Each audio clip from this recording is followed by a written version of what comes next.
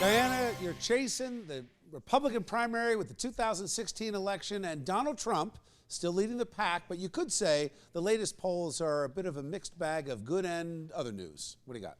That's right. The latest poll out from Quinnipiac once again putting Donald Trump at the top of the Republican pack, but it also says this: half of the country will be embarrassed by a Trump presidency.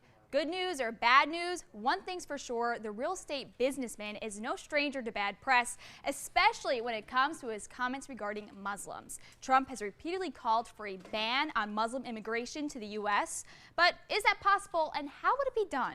Here to help us answer that question, we have the co-chairman of his campaign and senior policy advisor, Dr. Sam Clovis. Thank you so much for joining us, and can you tell us a little bit about that policy regarding Muslims? How would you go about banning immigration?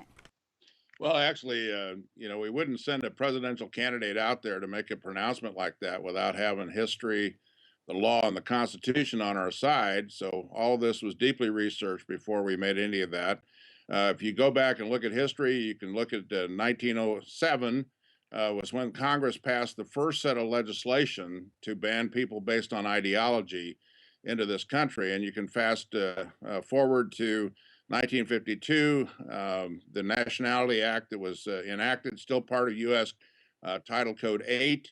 It's really the most important aspect of this. Jimmy Carter, during the Iran hostage crisis, used that to ban Iranians. He's using some colorful language to describe his potential general election opponent, Hillary Clinton. Does he think that this early out, that these poll numbers are going to stay and it's rock solid? I do think we've been in the lead for a long time. Mr. Trump's been out front for a long time, and maybe we're reaching that point. We're 6 weeks out today from the Iowa caucuses. It's an opportunity for us to start to shift the focus to other aspects of the campaign. So I think that's going to be an important element as we go forward. So do you see that Iowa is the first step to a President Trump? I mean, do you and Donald, have you talked about it? Like, is he in his mind he's going to be the president?